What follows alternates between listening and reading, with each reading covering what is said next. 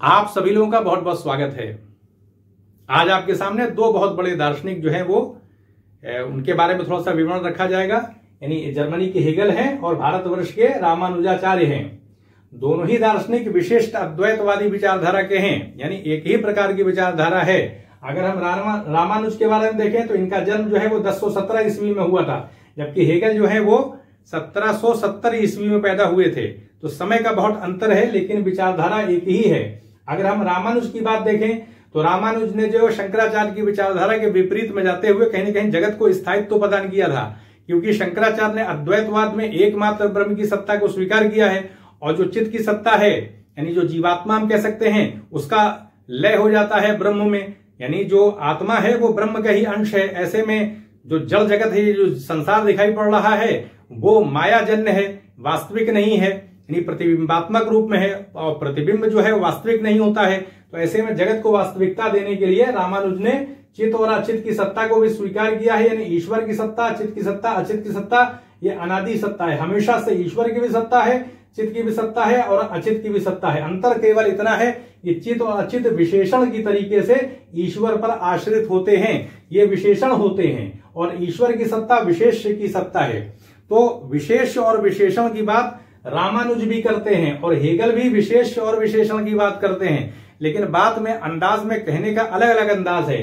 तो देखिए, जैसे रामानुज के हिसाब से देखा जाए तो ईश्वर ही उपादान कारण भी हो जाता है। यानी जब संसार की रचना की जाती है तो अलग अलग प्रकार से हमें संसार दिखाई पड़ रहा है ना। इसमें अगर आप देखें अलग अलग प्रकार की धातुएं हैं, यानी अलग अलग प्रकार के आप देखेंगे तो मिट्टी के भी प्रकार अलग अलग हो जाते हैं। तो ये पूरा संसार, जो भौतिक जगत हमको दिखाई पड़ रहा है, जो भौतिक पदार्थ दिखाई पड़ रहे हैं, वो कैसे बन गए? वो अचित से बने हैं। अचित का मतलब होता है जिसमें चेतना ना हो। तो जैसे मिट्टी होती है और पत्थर होते हैं अलग अलग प्रकार के, उसमें कहाँ चेतना? वो सुप्त रूप में एक तरह से चेतना रहती है। तो इस तरह से हम देखें तो अचित तत्व से ही ईश्वर के द्वारा जो है संसार के विभिन्न प्रकार के भौतिक पदार्थ बनाए गए हैं। तो कैसे बनाए गए हैं? विकार होगा, कहीं ना कहीं परिवर्तन होगा इस अचित में, और ये अचित सूक्ष्म रूप में ईश्वर में ही तो निहित होगा, क्योंकि चित्त और अचित अपनी सत्ता के लिए ईश्वर पर ही आश्रित होते हैं और ये ईश्वर के ही विशेषण होते हैं, विशेषणांश होते हैं। ईश्वर विशेष होता है, तो ऐसे में ये विशेषण होते हैं। एक प्रकार से देखा जाए तो ईश्वर के ही ये अंश है। एक तरह से देखा जाए, बस सत्ता केवल इतनी है कि ये इनकी एक स्वतंत्र सत्ता कहीं ना कहीं होती है। बस ये अपनी सत्ता के लिए ईश्वर पर आश्रित होते हैं। अनादि तो कम से कम होते हैं, चाहे वो पद निर्भर ही सत्ता क्यों ना हो, लेकिन अनादि सत्ता वो बना देते हैं। यानी हमेशा से चित्त और अचित की सत्ता और ईश्वर की सत्ता है। बस ये विशेषण के रूप में ईश्वर पर आश्रित हो जाते हैं, ईश्वर इनको सत्ता प्रदान करता है। तो ऐसे में क्योंकि ईश्वर के ही अंश है, विशेषण के रूप में तो अंश ही है, तो इसलिए ईश्वर जो है वो चित्त अचित यानी विशेषणांश में परिवर्तन कर देता है, विकार पैदा कर देता है। और ये संसार में अलग अलग प्रकार के जीव, प्राणधारी यानी जो प्राणी जो है वो दिखाई पड़ने लगते हैं। विभिन्न प्रकार के भौतिक पदार्थ दिखाई पड़ते हैं, विभिन्न प्रकार की भौतिक वस्तु दिखाई पड़ती है, संसार हमको दिखाई पड़ने लगता है। तो ये अचित का ही विकार है। चित्त और अचित में विकार कर देता है ईश्वर। जब विकार करेगा तो ईश्वर पर कोई प्रभाव नहीं पड़ता है। जो परिवर्तन होगा विशेषणांश में होगा, ईश्वर में किसी प्रकार का कोई भी परिवर्तन नहीं होता है। चित्त और अचित अपनी सत्ता के लिए ईश्वर पर आश्रित होते हैं। ईश्वर जो है नियंता होता है, ये नियम में होते हैं, यानी इनको नियंत्रित किया जाता है ईश्वर के द्वारा। इस तरीके से ये विशेष और विशेषण की बात रामानुज भी करते हैं। अब हम आते हैं हेगल के बारे में। देखें, हेगल जो है वो जर्मनी के दार्शनिक थे। वो बताते हैं कि जो निरपेक्ष विज्ञान है यही चैतन्य रूप होता है, इसी की अभिव्यक्ति ये संसार में है। और दर्शन का लक्ष्य क्या है? इसी निरपेक्ष विज्ञान की अभिव्यक्ति के विभिन्न स्तर हैं, तो इन स्तरों को जानना, यानी निरपेक्ष विज्ञान का अनुभव प्राप्त करना, उसको जानना, यही दर्शन का लक्ष्य बताते हैं, उसका अन्वेषण करना। क्योंकि चेतना के विभिन्न प्रकार के जो स्तर हैं, इसी निरपेक्ष विज्ञान के अलग अलग चेतना के स्तर के रूप में निरपेक्ष विज्ञान ने खुद को मूर्त सामान्य के रूप में प्रकट किया है। यानी कंक्रीट यूनिवर्सल के रूप में जो ये सत्ता हमको मूर्त सामान्य के रूप में दिखाई पड़ रही है, तो इस तरह से निरपेक्ष विज्ञान की ही अभिव्यक्तियों के विभिन्न स्तर हैं। ये संसार के विभिन्न जड़ पदार्थ है, ये संसार के जितने भी, जो संसार में जितनी भी चीजें हैं, जैसे पत्थर के अंदर देखें तो चेतना सुप्त होती है। अब हम वनस्पति की बात करें तो उसमें प्राण दिखाई पड़ता है, और अगर हम प्राणियों की बात करें तो उसमें चेतना दिखाई पड़ती है, चेतन सत्ता है वो। और अगर हम मनुष्यों की बात करें तो स्वचेतन सत्ता है।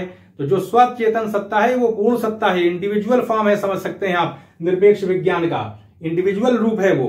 क्यों? क्योंकि निरपेक्ष विज्ञान कभी भी अमूर्त रूप में नहीं रहता है। वो जब भी होगा तो भेद के साथ युक्त होगा। विशेषता के साथ युक्त होगा। हम कभी भी अकेले में अभेद की बात नहीं कर सकते, ना हम अद्वैत की बात कर सकते हैं। जब भी होगा वो तो भेद उसके साथ जुड़ा हुआ होगा। अगर अद्वैत की बात करेंगे तो द्वैत उसके साथ होगा, क्योंकि द्वैत विशिष्ट अद्वैत की बात करते हैं ना। विशिष्ट अद्वैत का मतलब क्या है कि अनेकता में एकता अनुस्यूत होती है, यानी अनेकता में एकता अनुस्यूत है, क्योंकि निरपेक्ष विज्ञान की ही अभिव्यक्तियां हैं। जो पूरा संसार है चेतना के अलग अलग स्तरों में, क्योंकि ये परम चेतन है और इसी चेतना के अलग अलग रूप इस संसार में दिखाई पड़ते हैं। और जो रूप दिखाई पड़ रहे हैं तो सब इसी निरपेक्ष विज्ञान को अभिव्यक्त कर रहे हैं अपने अपने अंदाज से। यानी विकास दिखाई पड़ रहा है, जिसमें कम चेतना है वो अधिक चेतना की तरफ वो बढ़ रहे हैं, और जो विकास होता है वो निषेधात्मक होता है। यानी एक प्रकार से संघर्ष की दिखाई पड़ती है, पक्ष प्रतिपक्ष की स्थिति दिखाई पड़ती है, पक्ष और प्रतिपक्ष में संघर्ष होता है। समपक्ष की स्थिति, एक जब संघर्ष होगा तो एक नया तत्व पैदा होगा, फिर उसका विरोधी पैदा होगा, फिर दोनों में संघर्ष होगा, फिर एक इस तरह से विकास को दिखाते हैं। तो विकास की अवस्था को निषेधात्मक बता देते हैं हेगल जो हैं। तो इस तरह से हमने देखा कि जो निरपेक्ष विज्ञान है उसी की अभिव्यक्ति के अलग अलग स्तरीय संसार में दिखाई पड़ते हैं। न हम केवल अभेद की बात कर सकते हैं, न हम अकेले में भेद की बात कर सकते हैं। जब भी बात करेंगे तो मिश्रित रूप में करेंगे। भेद हमेशा अभेद के साथ होता है, क्योंकि विशेषण के लिए जरूरी है कि कोई ना कोई विशेष उसको आधार प्रदान करे। और अभेद जो है वो जाना तभी जाता है जब भेद होता है, जब विशेषण होता है तभी हम विशेष को समझ पाएंगे। ये अपनी अभिव्यक्ति भेद से के साथ करता है, अद्वैत द्वैत के रूप में प्रकट होता है, इसलिए अकेले किसी की अभिव्यक्ति नहीं की जा सकती। तो इस तरह से अगर देखें रामानुज से अंतर क्या पैदा हो जाता है। हेगल इसी निरपेक्ष विज्ञान की अभिव्यक्ति के अलग अलग स्तर जो है विशेषण रूप में बता देते हैं। वो बताते हैं कि जब भी वो निरपेक्ष विज्ञान होगा तो अमूर्त रूप से उसको नहीं जाना जा सकता। जब भी होगा तो कहीं ना कहीं वो क्या होगा, भेद के साथ विशेषता के साथ युक्त होगा।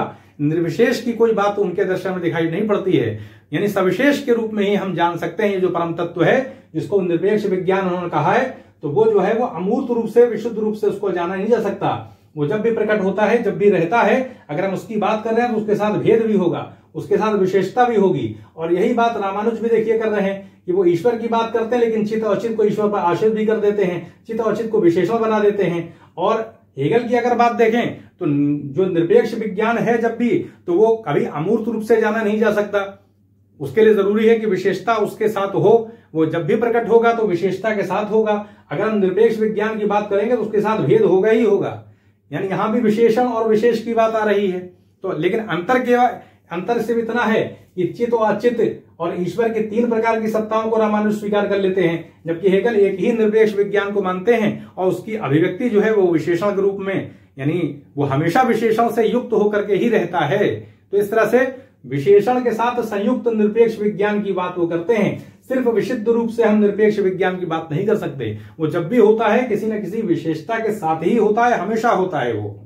तो इस तरह से देखिए एक अलग विचारधारा दिखाई पड़ रही है। इस तरह से हमने देखा कि जो हम आइडिया इन इटसेल्फ की बात करते हैं तो ऐसे में विशुद्ध विज्ञान की बात आ जाएगी आइडिया इन इटसेल्फ में, लेकिन वो प्रकट होता है आइडिया आउटसाइड इटसेल्फ के रूप में प्रकट होता है वो, यानी अंग और अंगी की बात है। हेगल कहते हैं कि जैसे हमारा शरीर जो है विभिन्न प्रकार के अंगों से मिल करके बना है, तो बताते हैं कि जो ये निरपेक्ष विज्ञान होता है इसका भी एक प्रकार से अस्तित्व इसी तरीके से है कि एक प्रकार से ये अंगी है, यानी अंगी का मतलब ये शरीर है, लेकिन उसकी अपनी विशेषता क्या है इसे कोई नहीं जान सकता।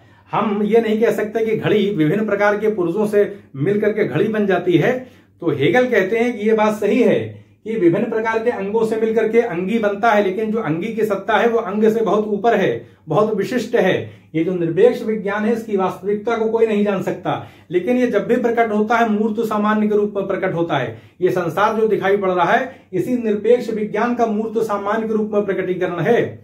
मूर्त सामान्य का मतलब है कंक्रीट यूनिवर्सल के रूप में वो प्रकट हुआ है। वो मूर्त सामान्य के रूप में ही प्रकट होता है, अमूर्त रूप से हम उसको जान नहीं सकते हैं, क्योंकि ज्ञान की पद्धति में अमूर्त को कैसे जाना जाएगा। ज्ञान कहीं ना कहीं किसी साकार चीज के साथ अटैच होता है जब भी ज्ञान की बात की जाएगी। और यही बात रामानुज भी कहते हैं कि ज्ञान की पद्धति में हम किसी ऐसी सत्ता को नहीं जान सकते जो अभेद युक्त हो, अद्वैत रूप में है। उसको हम जानेंगे कैसे, क्योंकि ज्ञान का अर्थ ही होता है वो किसी न किसी विषय की उसको अपेक्षा होती है, जो जाना हुआ होता है उसी से संबंधित वो ज्ञान होता है। और यही बात जो है वो देखें हेगल भी कहते हैं वो कि वो कंक्रीट यूनिवर्सल के रूप में अभिव्यक्त होता है, यानी भेदात्मक सत्ता दिखाई पड़ती है।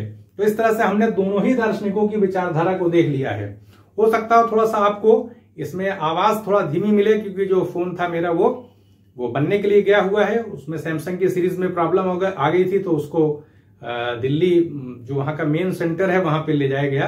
तो जो दूसरा फोन था उससे मैं ये आपके सामने वीडियो, ये भी सैमसंग का ही है, हो सकता है थोड़ी सी धीमी आवाज हो, तो इसके लिए आप क्षमा करिएगा, क्योंकि वीडियो जो उसमें बनाना होता है तो आपके सामने ये दोनों ही दार्शनिक जो है इसे आपके सामने रखने की मैंने कोशिश की है। उम्मीद है कि ये बात आपको समझ में आ गई होगी कि बात एक ही है, बस कहने का अंदाज अलग अलग है। तो यहीं पर अनुमति दें, चैनल को सब्सक्राइब भी करें, शेयर भी करें। आप सभी लोगों का बहुत बहुत धन्यवाद।